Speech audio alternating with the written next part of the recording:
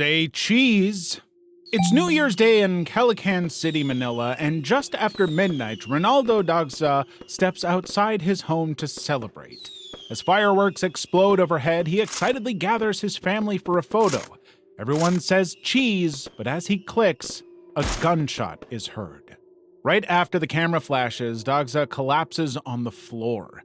His family stands in shock, and before anyone could reach him, a second shot is fired, striking him in the head. Terrified, they turn around to look, but there is nobody around. Neighbors come out hearing the commotion and help rush Dagsa to the hospital, but by the time they arrive, he's already dead. Later that night, his grieving family checks their photos on the camera's memory card, only to find something strange in the last one. You see, in the top left corner, just behind the smiling family, was a man leveling a pistol directly at the lens. This wasn't any ordinary man. He was Arnel Buenaflor. Now, Ronaldo Dagsa was a hardline politician who spent years cleaning up Calican's streets. Along the way, he made enemies. Arnel Buenaflor was one of them, a convicted car thief and gang member that Dagsa had sent to prison. So, why was he here waving the gun around like it's a Nerf blaster? Well, Buenaflor was out on bail with a score to settle. The police ultimately used the image to identify Buenaflor, arresting him at a boarding house 5 days later. In the end, he was sentenced to 40 years in prison, literally photobombing himself into a life sentence. Under the Veil. This photograph was taken in a small kiosk in 2002, and in it is a figure draped in white robes and a heavy veil.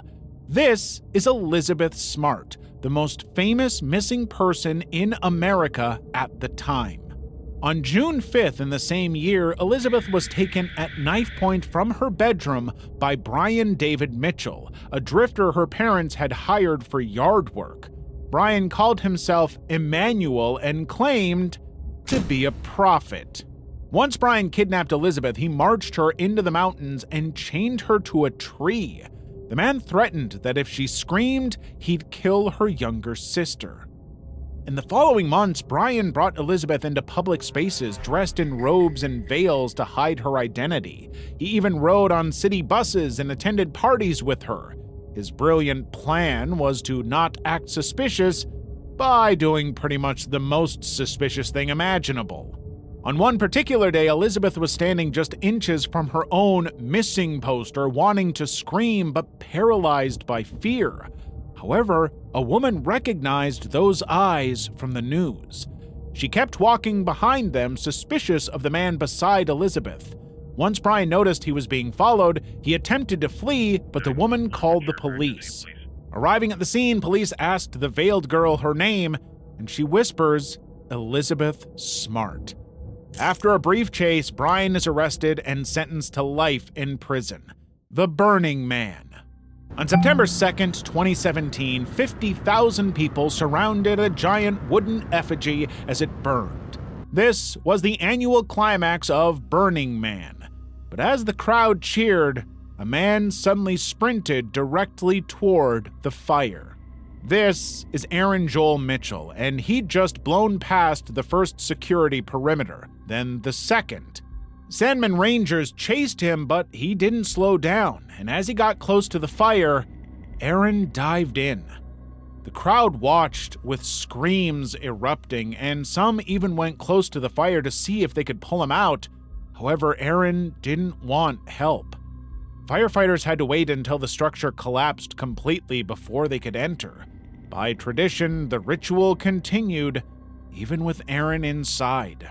When the flames finally died down, they pulled Aaron from the ashes and quickly airlifted him to a hospital. The next morning, Aaron was dead.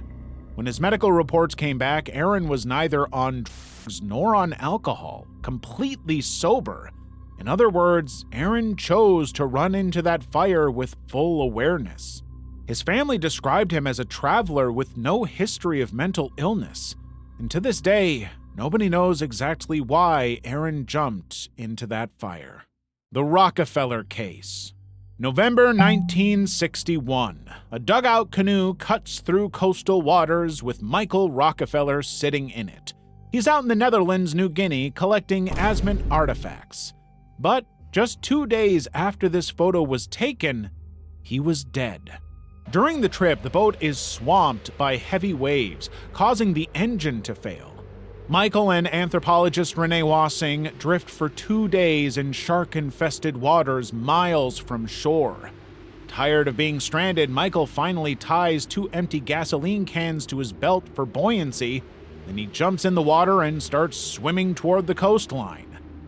Ironically, the very next day, a search plane rescues Wassing, but Michael is gone. Immediately, the Dutch Navy launches a massive search personally financed by the governor, Nelson Rockefeller, Michael's father. After 2 weeks of searching, they found no trace of him, so the case was closed with the theory that Michael drowned or was attacked by sharks. But years later, reports came from Dutch priests in the region that the people of Oostgenep had killed a white man in late 1961. And it was no ordinary murder. Michael was used for a revenge ritual. You see, 3 years before, Dutch police had raided the village and killed its tribal leaders. The Asmat believed in head-for-a-head justice. They just needed to kill a white man to settle the score. Investigation later revealed that a white man matching Michael's description was beheaded, and his skull was kept as a trophy. The last footage of Michael shows him smiling among the Asmat villagers, the very crowd that took his life. If you thought these images were unsettling, then let me warn you, the next ones are totally unhinged. So hit subscribe and let's dive in. Lennon's autograph.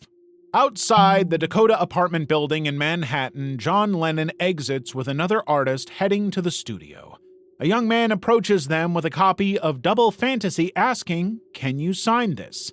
Lennon stops, takes the album, and signs it while the fan watches him intently. After giving it back, Lennon enters his limousine and leaves. But the fan, named Mark David Chapman, doesn't. He waits for hours, standing in the cold and clutching that signed album in one hand. And this entire time, there has been a loaded revolver hidden in his jacket. Later that day, Lennon's limo returns from the studio. When he comes out of the car and walks through the Dakota archway, a voice calls him. The moment Lennon turns, Chapman shoots him. Lennon stumbles up the stairs and into the security office where his guards quickly call the cops. When the police arrive, they load him into a cruiser and speed to a hospital. However, by the time they get there, the singer is pronounced dead. Strangely, Chapman makes no attempt to flee. When police meet him, he's just sitting reading a book like nothing happened. The signed album lies beside him on the pavement. Only later do we find out his motive. The man felt Lennon was a phony for preaching peace while living as a millionaire. He wanted to achieve glory and notoriety and decided to kill the singer. In the end, Chapman earned the glorious award of life in prison. SOS in Panama. April 1st, 2014. Dutch students Chris Kremers and Lisa Ann Froon began a day hike on the El Pianista Trail in Panama. They reach the summit at 1 p.m., then they keep walking. By 4:39 p.m., however, it becomes clear that they are lost. Going back was impossible because they didn't know their way around, and continuing forward would only make things worse. Chris makes the first emergency call attempt, but there's no signal. They've crossed into treacherous terrain. When responders finally arrive, all they find is Chris's phone. Surprisingly, the device's logs show dozens of failed emergency calls over the next week. However, on one particular night after the girls arrived in Panama, the phone was used to take over 90 photos between 1 a.m. and 4 a.m. The images showed a red plastic stick, a paper SOS signal, and Chris's hair. The photos are chaotic, as if they were trying to see something or scare something away. The phone activity eventually ended on April 11th after 77 failed calls. Months later, locals finally find Lisa Ann's backpack along a river. Inside, there was a camera, 2 phones, and $83 in cash. But the real disturbing part came up in the weeks that followed. Scattered skeletal remains kept turning up at the river, including Lisa Ann's foot still inside her hiking boot. The night photos provided no answers about what exactly happened to them, so the mystery remains unresolved. Happiness is. On the night of December 20th, 2015, this photo was posted on Facebook with the caption, "Happiness is." Hours later, both of them are found dead on the pavement. Toronto, 111 Raglan Avenue, around 6 p.m., residents in a 21st floor apartment building hear screams from a room above. Then suddenly came 2 thuds outside. When they look outside, there are 2 bodies lying on the pavement behind the high-rise. The victims are identified as Robert Giblin and his wife, Precious Charbonneau, who had married just 3 weeks ago. In fact, Precious was 9 weeks pregnant. When police checked the apartment, they found blood everywhere. The autopsy later confirmed their suspicions. Precious had been stabbed multiple times before being forced over the balcony railing, and Robert, who was with the knife, jumped after her. Turns out Robert was a Canadian Army sergeant who had 2 tours in Afghanistan. His experiences left him with severe PTSD, but no one knew how bad it was. Evidently, they didn't voluntarily jump together, but that's not the most disturbing part. Just a few days later, a neighbor discovered a fetus near the building's recycling bins. DNA testing confirmed that it belonged to Precious. Turns out that the impact of her fall was so severe that it separated the 9-week-old from her. The investigators didn't have a single explanation for the incident, but the most likely cause is that Robert's mental illness finally got to him. Graduation lie. The Whitaker family was at Papadou's Seafood Kitchen on December 10th, 2003, celebrating Bart's college graduation. The only catch is that the graduation never happened. Back home, the family pulled into their driveway unaware of what was waiting inside. Bart's brother Kevin entered first, but the moment he got to the door, a masked gunman stepped out and shot him. As their mother Tricia turned to see what had happened, she was shot too. Bart's father Kent ambushed one of the shooters, but he was quickly overwhelmed and shot in the shoulder.